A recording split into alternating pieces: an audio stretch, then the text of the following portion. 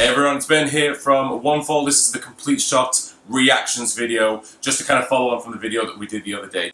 Now I won't talk about all the matches of Fastlane, just the ones that really stood out to me as well. The kickoff show, and we had Alberto Del Rio versus Callisto in a 2 out of 3 falls match. I thought this match was actually really good. It shouldn't have been on the pre-show, they should have actually had this on the pay-per-view itself. Alberto Del Rio doing like a mini version of his finisher, which I actually think looks better than the real top rope version, and then Callisto reversing into that kind of roll-up to win the match. Just a good solid match overall. Hopefully this puts an end to the rivalry itself. Sasha Banks and Becky Lynch versus Naomi and Tamina. I think that's a great way to start the event effectively. A lot of the time we have them somewhere later in the match as like filler, but no, this is a really kind of good idea, a good way to just kick off the match. I thought all 4 women were just, you know, really solid in their performance. I actually think Naomi's really underrated as a wrestler. Onto the Intercontinental title match with Kevin Owens and Dolph Ziggler.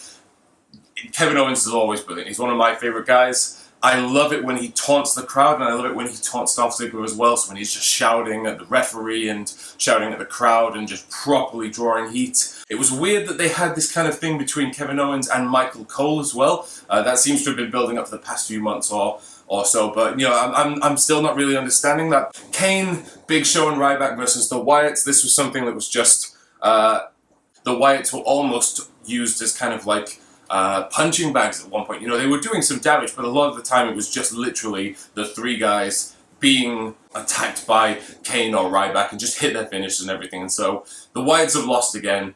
They seem more like Saturday morning cartoons rather than anything, simply that they will have a new plan each week that are heroes of foil and they will constantly lose, but they're still back the next week just to do the exact same thing. AJ Styles versus Chris Jericho was brilliant.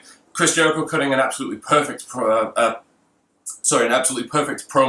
at the beginning of the match, or just before the match, sorry, showing that he can still, you know, taunt to the audience and showing he can still be captivating in that respect. His match, you know, his kind of in-ring presence, sorry, is absolutely brilliant. He hasn't missed a step effectively. He's actually gotten better since they had their first match back on Raw in January. I think that they've actually had a really good, you know, kind of chemistry together. And AJ Styles, he even debuted the Styles Clash for pay-per-view. I mean, he did it on SmackDown, but, you know, he brought the Styles Clash for pay-per-view, and that didn't even finish the match. Jericho selling the calf crusher really well, you know what I mean? Like, he is truly the phenomenal one. You know, when you look at his face as he's kind of selling that calf crusher, it's just... the Cutting Edge Peep Show, I'm not going to go into too much. There's just some kind of weird chemistry between the New Day and Edge of Christian, but it never really went anywhere. No Enzo and Cass debuting, so none of those new NXT guys. Instead, we had the Nation come out, and that was just really weird. I mean, it was a segment that went on way too long. It looked like it had no purpose other than Christian shouting at the end, "Watch our show, watch our show."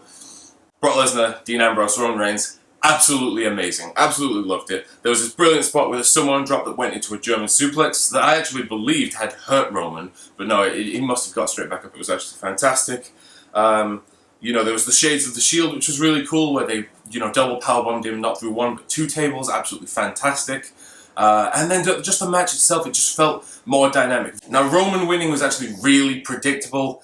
And pinning Dean Ambrose again, it just showed that Dean Ambrose was literally in that match so that Brock Lesnar didn't have to get beaten. But we saw it a mile away, and the event ended on such a deflated note that I was so looking forward to actually doing this reaction video, just simply because of how excited I was for everything. And then it ended with that, and I was just...